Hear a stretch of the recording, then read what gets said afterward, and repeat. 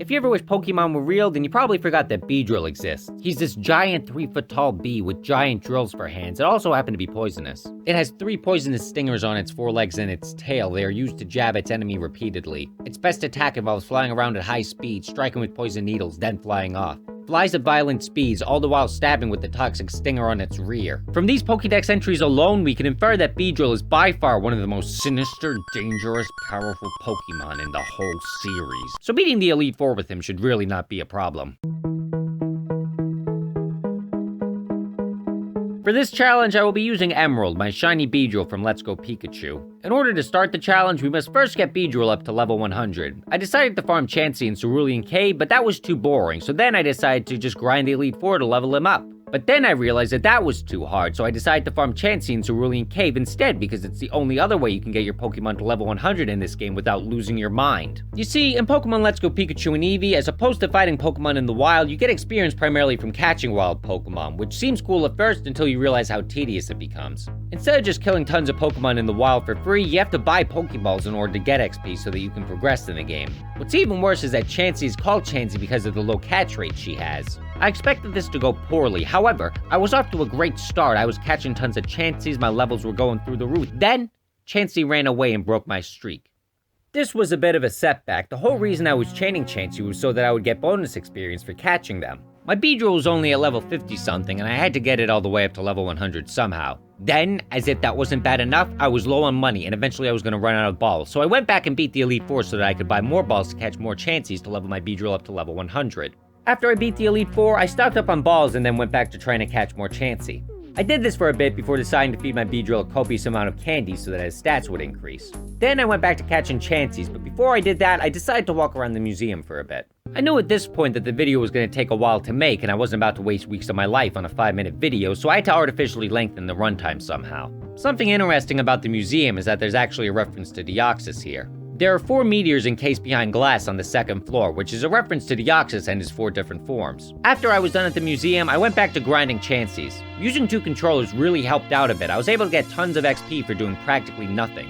Then, after a bit of grinding, I managed to get 45,000 experience points from 1 Chansey catch, and then a Chansey ran away from me, which broke my chain, meaning I had to start all over again. There was a silver lining to this, however. Out of nowhere, I found a random shiny Golbat. Oh my gosh, look at this guy. Look at how green he looks. Look at how big he looks. I obviously caught him on my first ball and didn't panic while trying to catch him because I was worried I'd fail the shiny. He actually fits in quite nicely next to the horde of Chansey that I've caught. Grinding to level 100 has always been a hard task in the Pokemon games, but normally there are tricks to doing it. If you go to Route 15 in Pokemon Black and White, you can cycle up and down on this road until you find Shaking Grass. Then when you run into it, chances are you found an Audino, which will give you tons of experience. Although the Chanseys give you much more XP in this game, the fact that you have to catch them can get really tiring after a while. I kept on catching Chanseys, slowly building my chains back up and slowly leveling up my Beedrill.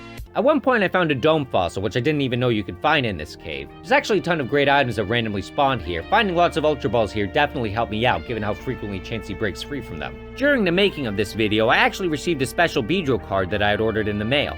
This is the Beedrill V Alt Art card from Astral Radiance. It's a really beautiful card that captures the more peaceful side of Beedrill. Speaking of captures, I was running low on balls, so I had to go back to beat the Elite Four again, which really was not that big a problem given that all of my Pokemon were almost level 100. I went back to grinding and then finally, after tons of wasted balls and runaway Chanseys, I finally made it. Alright guys, it is 2:15 in the morning, and Beedrill is about to hit level 100. We just caught the last Chansey. Let's see it. There we go. He hit level 100. Sandslash is still level 98. I decided to stick around in the cave for a little bit until my shiny Sandslash hit level 100. Then I made my way to the big leagues where the real challenge begins.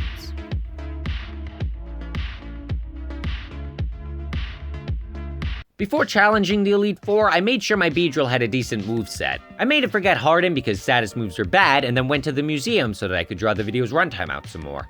Then, it was time to fight the Elite Four. Everything was in place, only Beedrill was in my party and he had a pretty good moveset.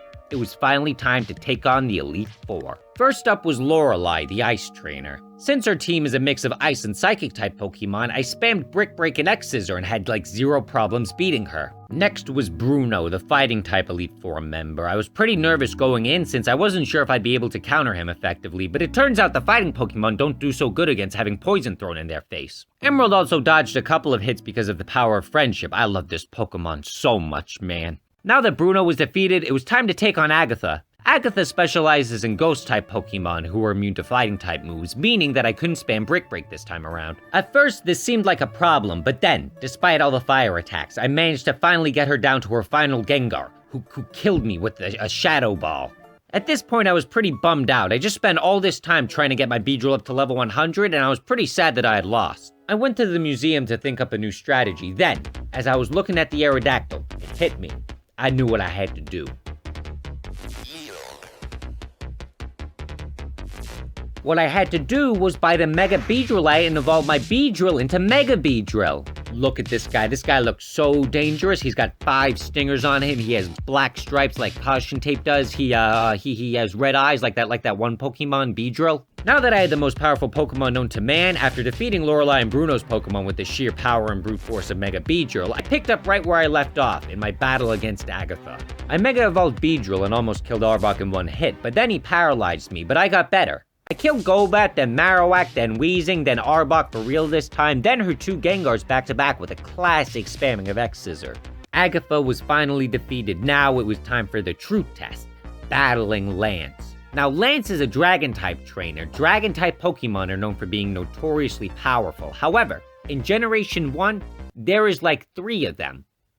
And he only uses 1. Seadra was easy, Exeggutor was easy. I thought Aerodactyl would give me a hard time, but it turns out he can't handle having poison thrown in his face, and neither can Gyarados. Dragonite also died because of some poison. However, up next was Charizard. Now, Charizard is a Pokemon you don't want to fight with Beedrill. Charizard is a fire-flying Pokemon, meaning that he has a 4 times resistance to Bug-type moves. So I just used Poison Jab and killed him in 1 hit. And with that, the question was answered. Can you beat the Elite Four using just Beedrill?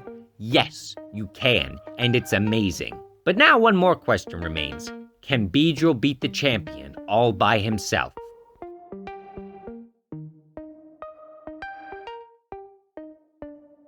Yes, he can, because the champion in this game has one of the worst teams in any video game ever. And with that, the video was over. Beedrill became the champion all by himself, without anyone else's help. Even though I had come this far, I was still a little disappointed with the video's runtime, so I went to the museum.